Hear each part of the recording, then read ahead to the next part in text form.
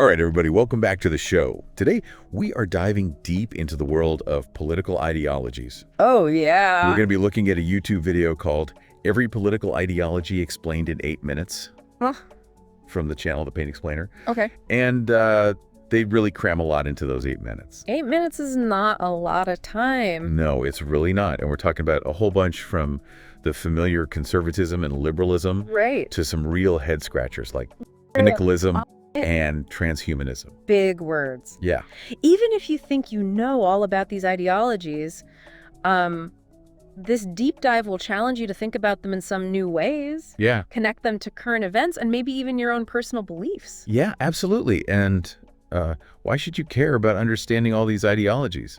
Well, think of it like this. It's like having a decoder ring for the political landscape. You know, it helps you understand the motivations behind political actions and decipher the often very heated rhetoric you see in the news, and even recognize how these ideologies shape the very structure of our societies. It's about going beyond those surface-level definitions and really understanding the nuances, the historical context, and the real-world implications of each ideology. So let's start with some of the foundational ideologies. You definitely heard of conservatism and liberalism, but have you ever thought about how they've evolved over time? That's a really great point. Conservatism, for example, isn't just about preserving tradition for tradition's sake. Right. It's a complex web of ideas about the role of government, individual responsibility, and social order. And we see these ideas playing out right now in debates about everything from economic policy to social safety nets. Yeah. And on the other side of the spectrum, liberalism has also gone through some pretty major changes. In its early days, it was considered radical to advocate for individual rights and limited government. Right. Now, those ideas are pretty mainstream in a lot of Western democracies. But even within liberalism, there are different schools of thought on issues like economic inequality and the role of government in addressing social problems. You know, it's so fascinating to see how these ideologies are constantly being reinterpreted and applied to new challenges. For sure. And speaking of challenges, let's talk about how different ideologies approach economic systems. Okay. The video starts with capitalism, which is all about free markets, private ownership, and the pursuit of profit. Now, capitalism has undoubtedly been a driving force behind innovation and economic growth. For sure. But it's also important to acknowledge the criticisms. Some argue that it leads to inequality, exploitation, and environmental degradation. Others point to the 2008 financial crisis as evidence of its inherent instability. So where does socialism fit into all of this? The video mentions both classical and modern interpretations, but I'd love to hear your take on how those actually manifest in real-world policies and movements. Well, think about the rise of democratic socialism in recent years. Okay. It's not about abolishing capitalism entirely, but rather about using democratic means to create a more equitable and just economic system. This could include things like worker cooperatives, stronger labor unions, universal health care, and progressive taxation. And then we have syndicalism. Yes. Which the video describes as an offshoot of socialism that emphasizes the power of labor unions and direct action. It makes me think of those massive labor strikes we've seen in various industries lately. Exactly. Syndicalism is about workers taking control of their workplaces and ultimately shaping the economy from the bottom up. It's a more radical approach than democratic socialism, but it shares that core belief in worker empowerment. Now, this next one might surprise you. The video talks about corporatism. And no, it's not about some evil corporate takeover of the government. No. Okay. It's actually more about collaboration between workers, employers, and the government. Okay. Think of it like a tripartite system where these different groups work together to achieve economic stability and social harmony. So it's a really different way of thinking about how economic power is distributed and how decisions are made.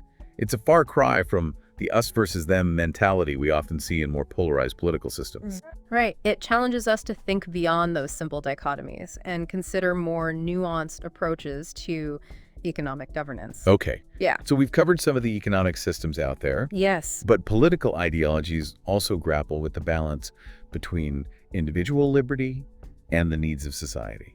That's a tension that's been at the heart of political philosophy for centuries, and there's no easy answer. Yeah, for sure. Yeah.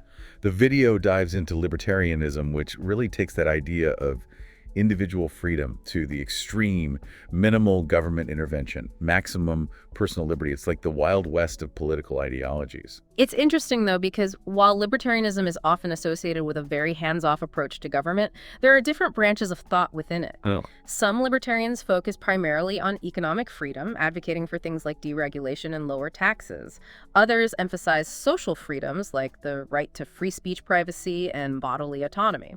And how does separatism fit into this conversation about individual liberty? Well, separatism is about groups of people seeking autonomy and self-determination. Often because they feel their needs and interests aren't being met by the larger state. It can be driven by a variety of factors like cultural differences, economic disparities, or historical grievances. Yeah. Think about movements for independence in places like Scotland, Catalonia, or Quebec. Yeah. It's a reminder that the concept of nationhood itself is constantly evolving and being contested. Now we can't talk about political ideologies without addressing communism. Right, and it's important to distinguish between the theoretical ideals of communism and the often brutal realities of how it's been implemented in history. In theory, communism aims to create a classless society where resources are shared equally and everyone contributes according to their abilities and receives according to their needs. But in practice, communist regimes have often been characterized by authoritarianism, suppression of dissent, and economic mismanagement. Exactly, and that's why it's crucial to approach these ideologies with a critical eye, understanding both their potential and their pitfalls. Okay, so shifting gears a bit, the video also touches on feminism, which is all about achieving equality between the sexes. It's not just a fringe movement anymore. It's become a mainstream force for social change. Absolutely, and it's important to recognize that feminism encompasses a wide range of perspectives and approaches. There's no one monolithic feminist ideology. Right. But at its core, it's about challenging patriarchal structures that disadvantage women and fighting for equal rights and opportunities in all aspects of life. From the workplace to the home to the political arena, feminism is pushing for a more just and equitable world for all genders. And speaking of challenging traditional power structures, the video also covers anarchism. Now, anarchism often gets a bad rap, conjuring up images of chaos and violence. But at its heart, it's a philosophy that rejects all forms of hierarchical authority, believing that people are capable of governing themselves without the need for states or rulers. It's a pretty radical idea, but it raises some interesting questions about the nature of power and how societies could function differently.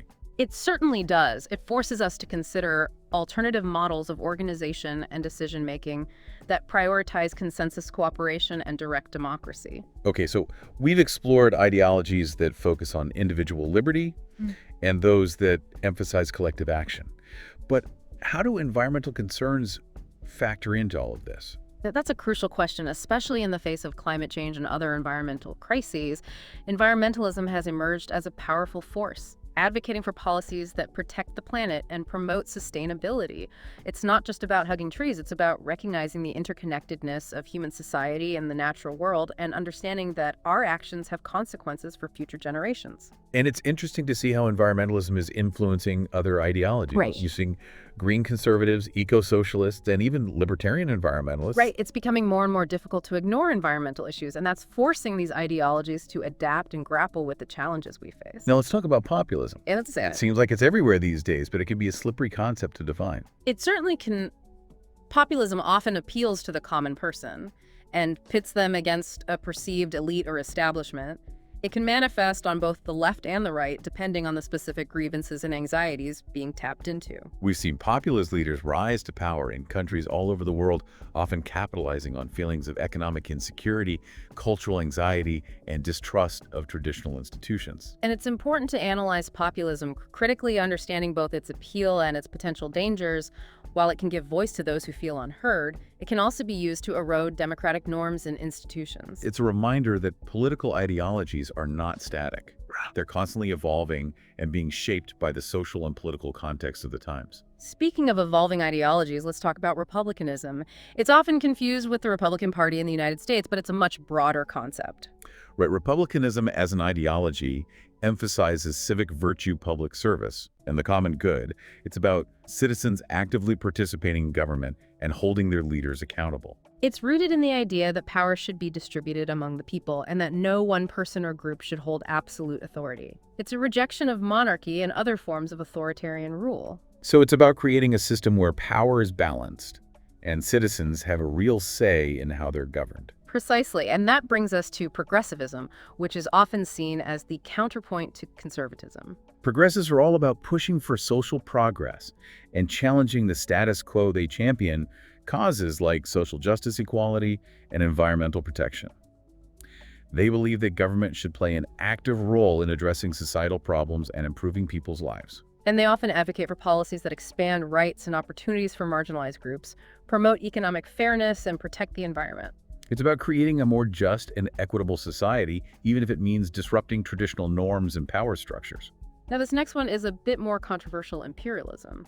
Yeah, imperialism has a dark and often brutal history.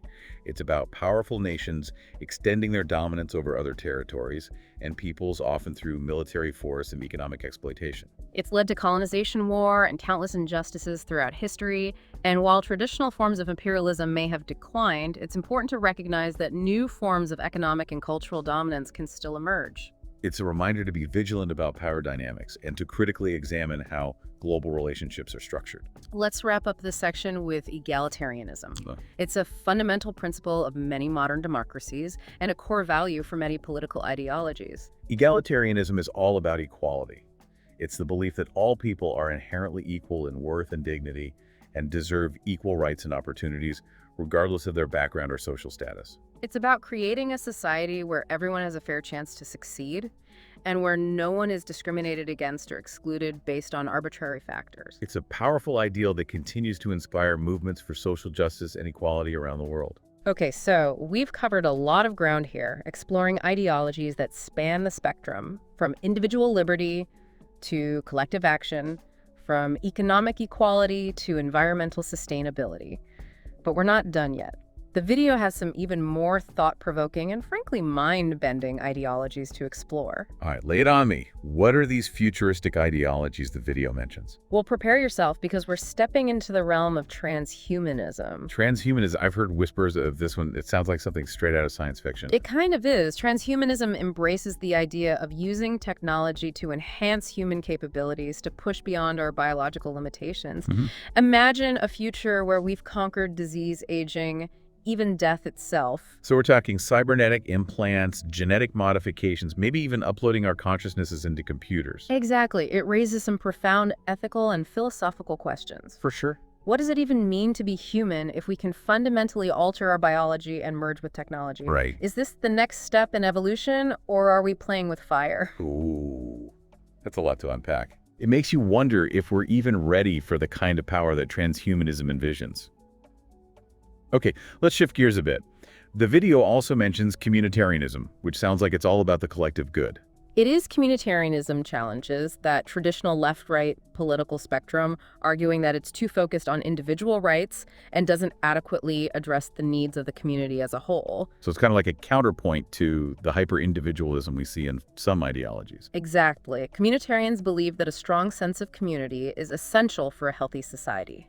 They advocate for policies that foster social cohesion, promote civic engagement, and prioritize the common good. It makes you think about the role of individual responsibility versus collective action, especially when it comes to tackling issues like climate change or poverty. Right. Okay, so far we've been talking about ideologies that mostly aim to create a better world, even if they have different approaches. But the video also delves into some darker territory with authoritarian ideologies. That's right. And unfortunately, authoritarianism isn't just a relic of the past. We're seeing a concerning rise in authoritarian tendencies around the world today. It is a little bit scary to think about. The video defines authoritarianism as a system where power is concentrated in the hands of a single person or small group of elites. Individual rights are suppressed, dissent is stifled, and the rule of law is often disregarded. Exactly. Authoritarian regimes thrive on fear and control. They often use propaganda and misinformation to manipulate the public and maintain their grip on power. And then there's fascism, which the video describes as an extreme form of authoritarianism. It's not just about controlling people, it's about molding them into a single unified force. Fascism is characterized by intense nationalism, a cult of personality around a charismatic leader, and a rejection of democratic values. It often scapegoats minority groups and relies on violence and intimidation to suppress opposition. Chilling reminder of how dangerous ideologies can be when they tap into fear, hatred, and the desire for absolute power. And of course, we can't talk about fascism without addressing its most horrific manifestation: Nazism. Absolutely. Nazism was a particularly virulent form of fascism that combined extreme nationalism with a racist ideology based on the supposed superiority of the Aryan race. The Nazis' belief in racial purity led to the Holocaust, one of the most horrific acts of genocide in human history. It's a stark reminder of the dangers of unchecked extremism and the importance of standing up against intolerance and discrimination in all its forms.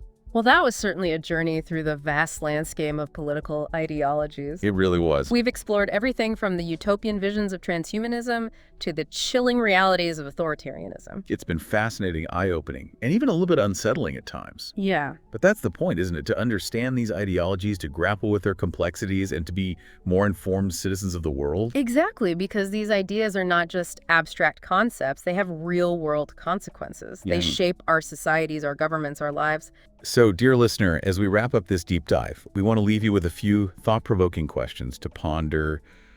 Which of these ideologies resonated with you most, and why? How do you see these ideologies playing out in current events, and what further questions does this exploration raise for you?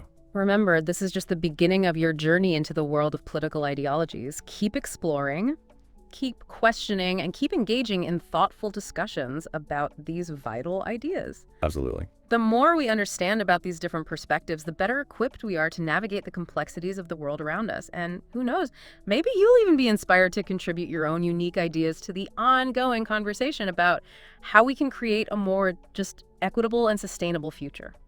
Thanks for joining us for this deep dive into political ideologies. We'll see you next time.